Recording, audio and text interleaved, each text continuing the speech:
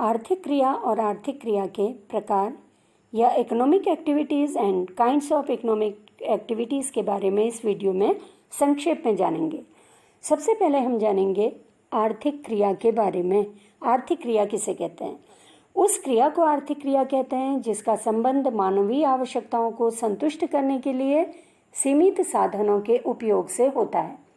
ये जरूरी नहीं कि आर्थिक क्रिया द्वारा हमेशा आय का सृजन हो या आर्थिक क्रिया द्वारा आय का सृजन होना या न होना जरूरी नहीं है। आर्थिक क्रियाओं के 4 प्रकार हैं। पहला है उत्पादन या प्रोडक्शन, दूसरा उपभोग या कंजम्पशन, तीसरा है निवेश या इन्वेस्टमेंट और चौथा है विनिमय या एक्सचेंज।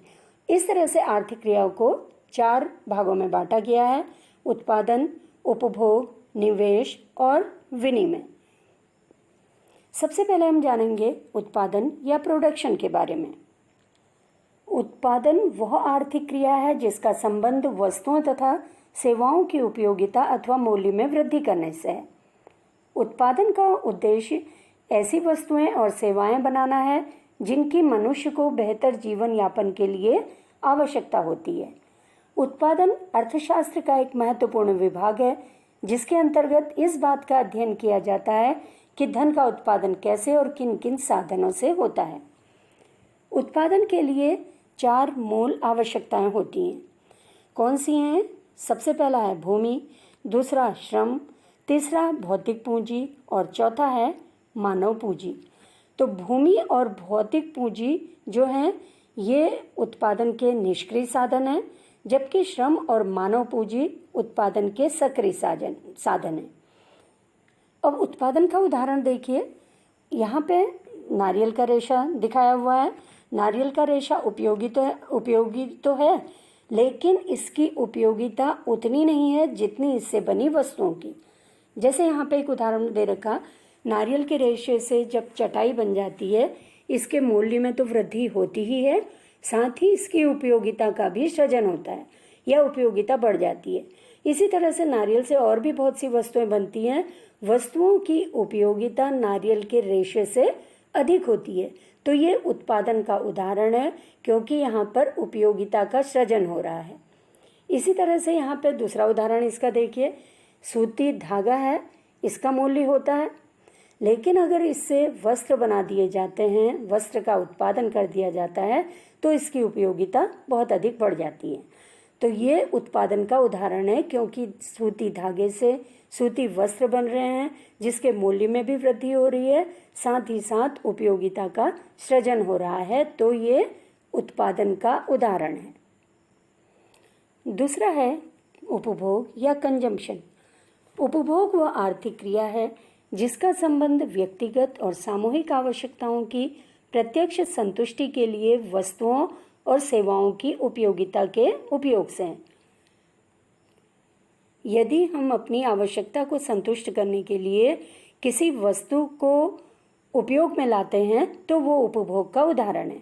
यहाँ पे देखिए उपभोग का उदाहरण, जैसे हमें जब भूख लगती है, हम भोजन करते हैं, तो प्रत्यक्ष रूप से हम अपनी आवश्यकता को संतुष्ट कर रहे हैं, तो ये उपभोग का उदाहरण है भोजन करना। इसी तरह से हम वस्त्र पहनते हैं, जाड़ों में जाड़ों के अनुसार, गर्मियों में गर्मियों के अनुसार, तो हम अपनी आवश्यकता को संतुष्ट कर रहे हैं, तो ये उपभोग का उदाहरण है। तीसरा है निवेश या इन्वेस्टमेंट। आय का वह भाग जो वास्तविक पूंजी निर्माण के लिए खर्च किया जाता है निवेश कहलाता है। इसमें नए पूंजीगत उपकरणों तथा मशीनों, नई इमारतों का निर्माण, स्टॉक में वृद्धि आदि को शामिल किया जाता है। तो इस तरह से आय का वह भाग जो वास्तविक पूंजी निर्माण के लिए खर्च किया जाता है निवेश कहलाता है। अब निवेश के प्रकार देखिए। निवेश जैसे स्टॉक में खर्च करना, ये निवेश का उदाहरण है क्योंकि इससे आय प्राप्त होती है, क्योंकि स्टॉक का मूल्य बढ़ने पर ज़्यादा पैसा मिलता है। इसी तरह से गोल्ड में इन्वेस्ट करना या निवेश करना, म्यूचुअल फंड, प्रोविडेंट फंड, इसी तरह से बॉन्ड्स हैं, गवर्नमेंट की स्कीम है, टर्म डिपॉजिट है, ये निवेश के प्रकार हैं। इसी तरह से कोई व्यक्ति अगर मकान बनाता है, अगर वो मकान में स्वयं रहता है तो वो निवेश नहीं है, लेकिन अगर मकान को किराए में लगा देता है तो वो निवेश का उदाहरण है, क्योंकि मकान में किराया लगाने से उसको आय प्राप्त होती है और ये निवेश का उदाहरण है।